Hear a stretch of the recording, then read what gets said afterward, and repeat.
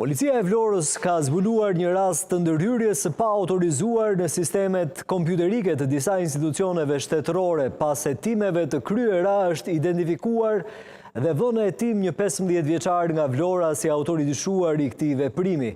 Sipas hetimeve i mituri gjatë muajit mars 2025, dyshohet se ka ndërhyrë në të dhënat kompjuterike të disa institucioneve shtetërore, përfshirë emaile dhe faqe zyrtare, duke shkaktuar ndërprerjen e funksionimit të tyre për periudha të caktuara kohore. Nga hetimet e deritanishme nuk ka rezultuar vjedhje të të dhënave apo dokumenteve konfidencial nga këto sisteme. Megjithatë, operacioni ka sjell sekuestrimin e disa pajisjeve të cilat do t'i nënshtrohen ekzaminimeve të thelluara teknike.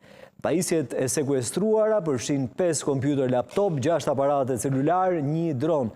Policia bën me dije se vijon hetimet për dokumentimin e plot të kësaj veprimtarie.